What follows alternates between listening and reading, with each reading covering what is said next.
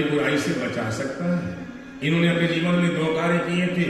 समुद्र का घूंट भर करके पान कर लिया था और विंध्याचल को अपने पांव के अंगूठे से दबा दिया था। ये विंध्याचल की घटना आप लोगों ने सुनी होगी। विंध्याचल ने एक बार सूर्य भगवान को आदेश किया कि तुम मेरी परिक्रमा करो। सूर्य भगवान ने हाथ जोड़ लिए, नहीं भैया, मैं विधि के बंधन में बंधा हुआ हूं, मैं जगत के नियम से बंधा हुआ हूं, मैं सृष्टि की परिक्रमा कर सकता हूं, तुम्हारी परिक्रमा नहीं कर सकता। तो विंध्याचल ने कहा तुम मेरी परिक्रमा नहीं करोगी तो मैं तुम्हारे प्रकाश को धरती पर नहीं पहुंचने दूंगा। सूर्य भगवान ने कहा तुम्हारी जो मर्जी सो कर ले, लेकिन मैं नियम से बंधा हूं, मैं तुम्हारी परिक्रमा नहीं करूंगा। तो विंध्याचल ने क्या किया? विंध्याचल उठना शुरू कर दिया। इतना ऊंचा उठने लगा, इतना ऊंचा उठने लगा कि सूर्य का प्रकाश धरती पर आने से वंचित होने लगा। अंधेरा छा गया, देवता घबराए हैं, ब्रह्मा जी के पास पहुंचे, समस्या रखी है। तो ब्रह्मा जी ने सुना दिया विंध्याचल है तो बड़ा उच्छृंखल, लेकिन एक गुण उसके अंदर है, वो बहुत बड़ा गुरु भक्त है। और उसके गुरु जी अगस्त ऋषि इस समय बनारस में तपस्या कर रहे हैं। आप उनके पास जाकर के याचना करो, वही कुछ समाधान निकालेंगे। देवता पहुंचे हैं वाराणसी में। अगस्त ऋषि उस समय गंगा जी किनारे तपस्या कर रहे थे। जाकर के देवताओं ने सुनाया है, जरा अपनी चेले को डांटिए ना, सूर्य भगवान के प्रकाश को धरती पर आने से रोक दिया है। अगस्त ऋषि का कोई बात नहीं, मैं समझाऊंगा। और यहाँ से अगस्त ऋषि ने निमंत्रण भेजा है, संदेशा भेजा है विंध्याचल के यहाँ कि मैं मिलने आ रहा हूँ। विंध्याचल गदगद हो गया, गुरु जी आ रहे हैं। और जैसे ही अगस्त ऋषि पहुंचे, विंध्याचल ने क्या किया? अगस्त ऋषि के चरणों में साष्टांग प्रणाम किया।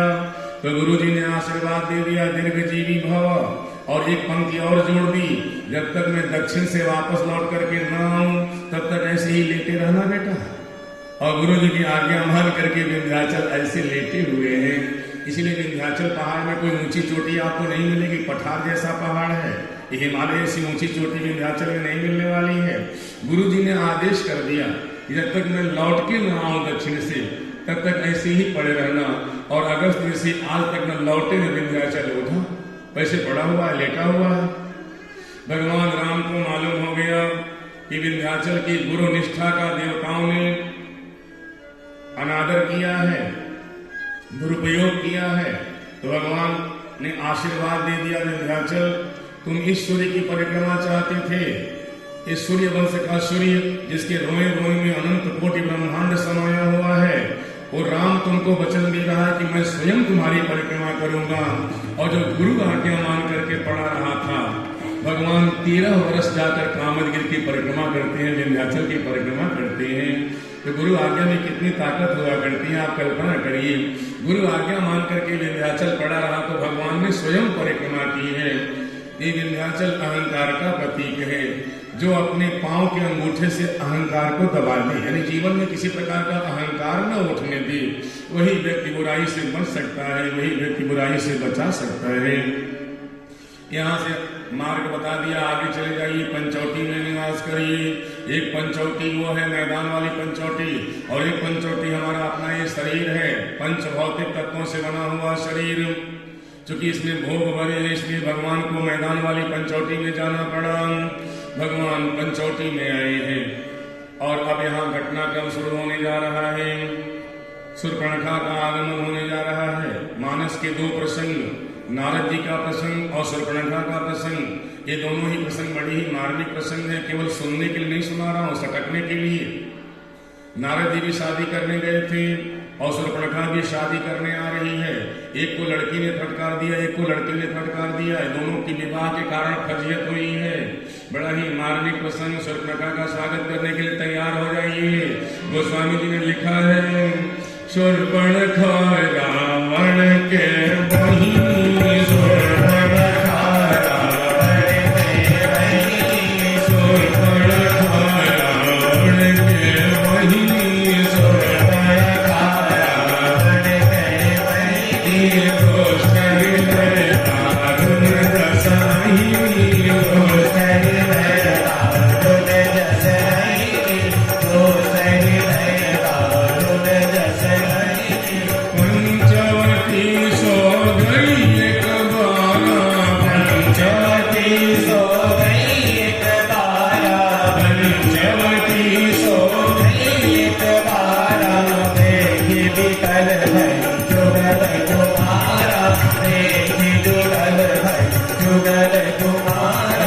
देख निकल भाई जुगल कुमारा, देख निकल भाई जुगल कुमारा। तुम सम पुरुष नमो सम नारी, तुम सम पुरुष नमो सम नारी, तुम सम पुरुष नमो सम नारी, तुम सम पुरुष नमो सम नारी। यह संजोग विधि रचा विचारी, यह संजोग विधि रचा विचारी, यह संजोग विधि रचा विचारी, यह संजोग विधि रचा विचारी। खोजो तीन लोक जग माही, खोजो तीन लोक जग माही, खोजो तीन लोक जग माही, खोजो तीन लोक जग माही। मम अनुरूप पुरुष जग माही, मम अनुरूप पुरुष जग माही, मम अनुरूप पुरुष जग माही, मम अनुरूप पुरुष जग माही। आपे अब लगी रहूं कुमारी, आपे अब लगी रहूं कुमारी, आपे अब लगी रहूं कुमारी, आपे अब लगी रहूं कुमारी। मनमाना कछु तुम ही निहारी, मनमाना कछु तुम ही निहारी, मनमाना कछु तुम ही निहारी, मनमाना कछु तुम ही निहारी। सुवर्ण धारा बन के बहिनी, सुवर्ण धारा बन के बहिनी। गोस्वामी जी ने परिचय दे दिया, शूर्पणखा रावण की बहिनी। क्या ये परिचय आपको पता नहीं लग रहा है? हमारे यहाँ का कोई नियम नहीं है। हमारे यहाँ का तो नियम है, किसी भी महिला का परिचय 3 नातों से दिया जाता है। किसकी बेटी है, किसकी पत्नी है और किसकी माँ है। ये भारतीय परंपरा तो ही रही है। किसकी बेटी है, किसकी पत्नी है और किसकी माँ है। किसी भी महिला का परिचय इन्हीं 3 नातों से दिया जाता है। लेकिन शूर्पणखा का परिचय बड़ा अटपटे ढंग से दे रहे हैं। बोले शूर्पणखा रावण के बहिनी, शूर्पणखा रावण के बहिनी। ये नहीं बोला कि विशस्रवा की बेटी है, ये नहीं बोला कि विदुषजन्य की पत्नी है। इसकी शादी विदुषजन्य से हुई थी और इतना वो श्रृंखल था वो कि रावण ने उसको मार दिया था, हत्या कर दी थी रावण ने। भाई ने मारा था अपने बहनोई को। विदुषजन्य की पत्नी है, संतान तो खैर इसके पास थी ही नहीं। उधर का परिचय नहीं दिया। वो कहते हैं रावण की बहन है, शूर्पणखा रावण की बहिनी। थोड़ा अटपटा लगता है। जिस समय जानकी जी गौरी पूजन करने के लिए बाग में गई हैं, जरा उस समय का परिचय देखिए। पार्वती जी का परिचय कैसे दे रही हैं।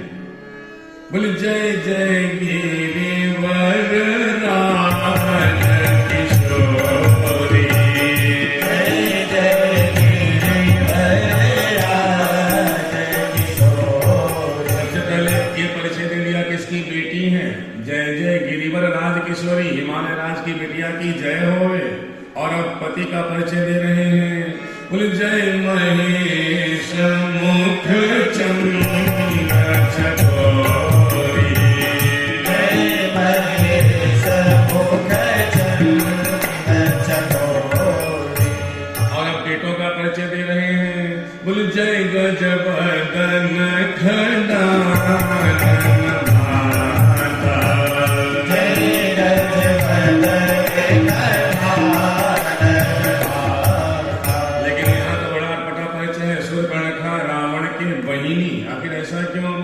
एक शब्द लिख करके गोस्वामी जी रावण की भोगवादी संस्कृति को प्रकट कर रहे हैं। रावण भोगवाद का प्रतीक है। रावण की भोगवादी संस्कृति को प्रकट करने के लिए रावण से परिचय बना रहे हैं। ऋषि की संतान नहीं बताया, बहुत सुंदर रूप बना करके आ गई। जहां भगवान बैठे थे, जाते ही भगवान के सामने, सत्य नारायण के सामने सरासर झूठ बोल दिया। मैं तीनों लोकों में ढूंढ ढूंढ करके थक गई। मेरे अनुरूप आज तक कोई लड़का नहीं मिला, इसलिए मैं कुंवारी हूं। बोले ताते अब लगी रहे कुंवारी, ताते अब लगी रहे कुंवारी। अब आप देखिए, ये कुंवारी नहीं है, शादीशुदा है। इसके पति की हत्या हो चुकी है, विधवा, और कह रही कि मैं कुंवारी हूं। भगवान के सामने भी जाकर के संसार की बुराई सरासर झूठ बोल रही है। ये सुर्पणखा वासना है, बुराई है। सत्यनारायण के पास जाकर के बिल्कुल नहीं हिचक रही है। मेरे अनुरूप कोई लड़का आज तक मिला नहीं, इसलिए मैं कुंवारी हूं। वैसे हो तो तुम भी मेरे लायक नहीं, लेकिन काम चला लेंगी। बुढ़ापा आ रहा है, तुम हमसे शादी करो। मैंने अपने मन को समझा लिया है। बोले मन माना कछु तुम्हारी हारी, मन माना कछु तुम्हारी हारी। भगवान के सामने कह रही है कि तुम भी हमारे लायक तो नहीं हो, लेकिन हमने मन को समझा लिया है। बुढ़ापा आ रहा है, चलो शादी कर लेते हैं। तुम सुंदर हो तो क्या हुआ, मैं भी कम सुंदर थोड़े हूं।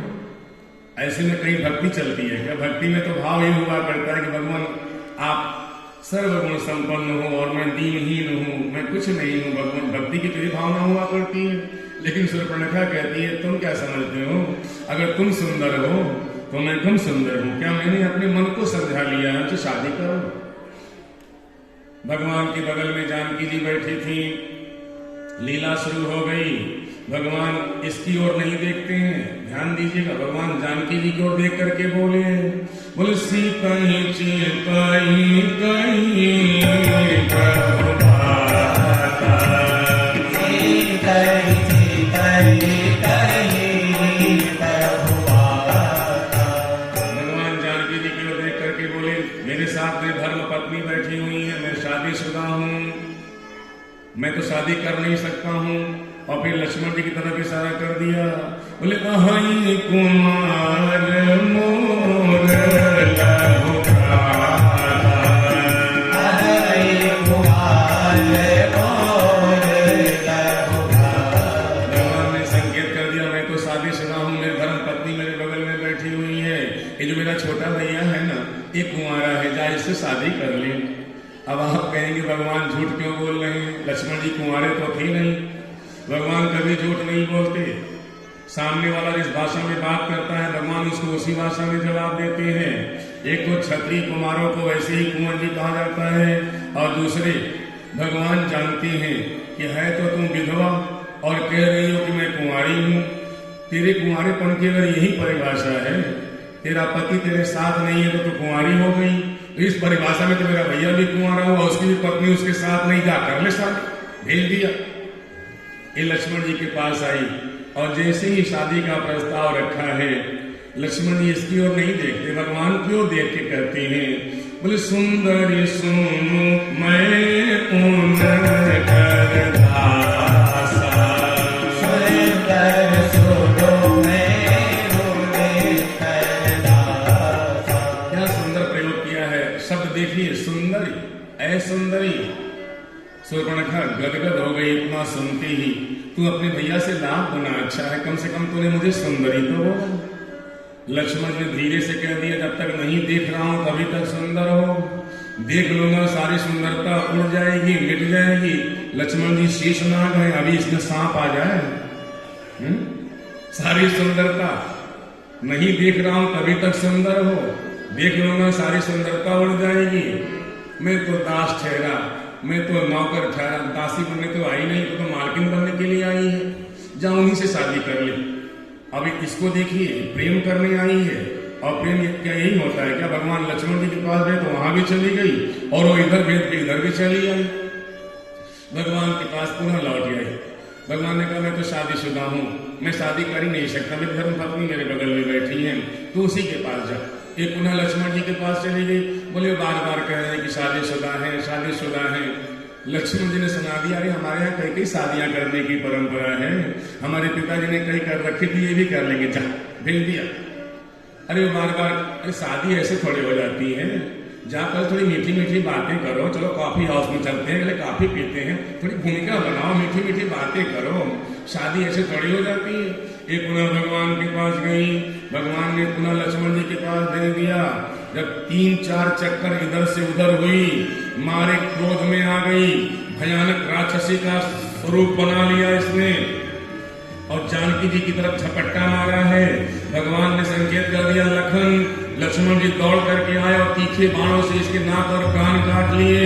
जैसे कोई काजल के पहाड़ से गेरू के पतवाने छूटते हों, ऐसे ही काला काला शरीर, लाल लाल रक्त भागी है वहां से। घटनाक्रम पूर्ण हुआ, लेकिन थोड़ी गंभीर चर्चा कर लिया जाए। ये शूर्पणखा वासना है, बुराई है। अगर आप ये सोचेंगे कि संसार में बुराई से बचने के लिए किसी घनघोर जंगल में चले जाए, वहां जटाजूट बढ़ा ले, कमंडल ले ले, लंगोटी पहन ले, बैरागी हो जाए, तो वहां भी संसार की बुराई आपका पीछा नहीं छोड़ने वाली है। उस घनघोर दंडकारण्य में भी संसार की बुराई इनके पीछे पहुंच गई। तो अगर आप ये सोचें कि गृहस्थ आश्रम छोड़ करके वहां जाके बच जाएंगे, तो वहां भी संसार की बुराई आपके पीछे पीछे पहुंच जाएगी। वो बचते नहीं है लोग, वहां बचना और मुश्किल है। आप जरा विचार करिए, लक्ष्मण जी 24 घंटे जागृत हैं, भगवान बैठे हैं, भक्ति देवी बैठी हैं, वहां संसार की बुराई इनको फंसाने के लिए पहुंच गई। ये जो बुराई है ना, बुराई का स्वरूप शुरू में बड़ा अच्छा लगता है, बड़ा आनंददायक लगता है, लेकिन जब हमारा शरीर 60 से 70 के बीच में जाता है, जर्जरित होकर के अनेक रोगों का घर बन जाता है, तब समझ में आता है जवानी कहाँ छोड़ी आई थी। इस पूरे प्रसंग में देखिए, भगवान जानकी जी की ओर देख रहे हैं और ये संकेत दे रहे हैं, संसार छोड़ के भागा नहीं जा सकता, रहना तो यहीं पे है। तो संसार का व्यवहार करिए, लेकिन संसार का व्यवहार करते समय अपनी दृष्टि अगर जानकी जी पर टिकाए रखेंगे तो बुराई के फंसाव से बच जाएंगे, बुराई आपको फंसा नहीं पाएगी। ये जानकी जी भक्ति है, संसार का व्यवहार करते हुए भी अगर आप अपने जीवन में भक्ति को रखेंगे, अपनी दृष्टि भक्ति पर टिकाए रखेंगे, तो संसार की बुराई के फंसाव से बच जाएंगे।